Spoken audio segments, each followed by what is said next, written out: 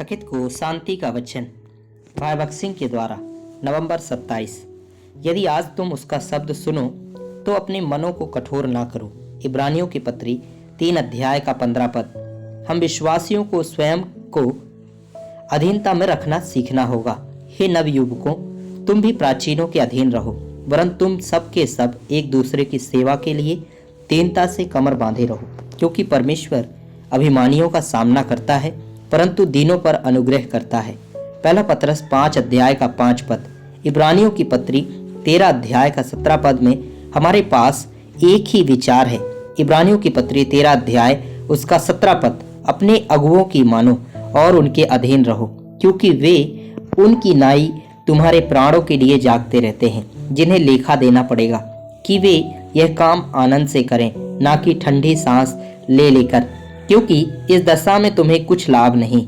हमें संगति और अधीनता में एक साथ रहना, एक दूसरे के लिए प्रार्थना करना और अपनी जरूरत के लिए बड़ों की प्रार्थना संगति मांगना सीखना होगा। पहला पतरस 5 अध्याय का 6 पद के अनुसार यदि हम अपने आप को दीन करें तो प्रभु हमें ऊंचा करेगा। विश्वासियों के रूप में हमें स्वयं को दीन बनाने और प्रभु को ऊंचा उठाने का पाठ सीखना है।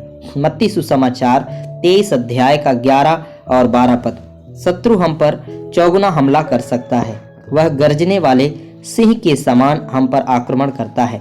सचेत हो और जागते रहो, क्योंकि तुम्हारा विरोधी शैतान गर्जने वाले सिंह की नाई इस खोज में रहता है कि किसको फाड़ खाए। पहला पतरस 5 अध्याय का 8 पद। दूसरा, वह हम पर एक फाड़ने वाले भेड़ियों के समान आक्रमण करता है। प्रेरितों के काम 20 अध्याय का 29 पद। तीसरा, वह बाढ़ के समान आता है। यशाया 59 अध्याय का 19 पद। और चौथा, ज्योतिर्मय स्वर्गदूत के समान। दूसरा कुरिन्थियों 11 अध्याय का 14 पद। तब शांत, सतर्क और प्रार्थना करने के साथ साथ नम्रता और दृढ़ता से हम शत्रु को हरा सकते हैं। पहला पतरस 5 अध्याय का 10 पद में हम देखते हैं कि यह कैसे परमेश्वर हमारे जीवन में एक उद्देश्य के लिए है कि कठिनाई की अनुमति देता है।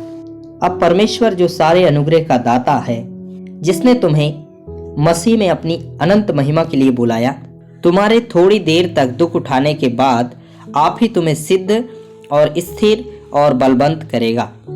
कठिनाई के माध्यम से परमेश्वर हमें परिपूर्णता में लाते हैं। दूसरा, वह हमें विश्वास में स्थिर करता है। तीसरा, वह हमें दुखों से निकालकर आत्मिक रूप से बलवान बनाता है। तूफानों से ही पहाड़ों पर पेड़ मजबूत और घने होते हैं। साथ ही परमेश्वर हमें स्थापित करता है या हमें स्थिर रखता है ताकि हम डगमगाने ना पाएं। इस प्रकार चौगुना उद्देश्य के लिए अनुग्रह का परमेश्वर हमारे जीवन में दुखों को आने देता है। उसे अनुग्रह का परमेश्वर कहा जाता है, क्योंकि हम हर परीक्षा और हर कठिनाई के लिए उसके अनुग्रह का दावा कर सकते हैं।